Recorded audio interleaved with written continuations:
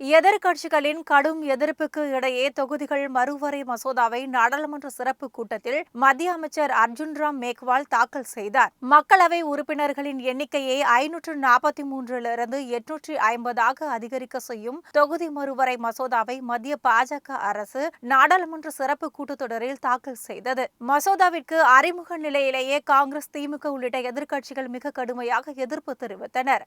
5 மாநில சட்டமன்ற தேர்தல்கள் நடைபெற உள்ள நிலையில் நாடாளுமன்ற சிறப்பு கூட்டத்தொடரை கூட்டியுள்ளதற்கு காங்கிரஸ் உள்ளிட்ட எதிர்க்கட்சிகள் கடும் எதிர்ப்பு தெரிவித்தனர். மக்களவையில் இந்த மசோதா மீது பேசிய காங்கிரஸ் எம்பி வேணுகோபால், இந்திய கூட்டாட்சி அமைப்பின் மீதான தாக்குதல் இது, அரசியல் சாசனத்தையே கபலீகரம் செய்ய நினைக்கிறது பாஜக என கடுமையாக விமர்சித்தார். இந்த மசோதாவை மத்திய அரசு திரும்ப பெற வேண்டும் என்றும் வலியுறுத்தினார். இம்மசோதாவிற்கு எதிர்ப்பு தெரிவிக்கும் வகையில் தமிழக எம்பிக்கள் அனைவரும் கருப்பு உடை அணிந்து மக்களவை நடவடிக்கையில் பங்கேற்றனர். இதுகுறித்து விவாதிக்க திமுக எம்பி கனிமொழி சபாநாயகருக்கு நோட்டீஸ் வழங்கியுள்ளார்.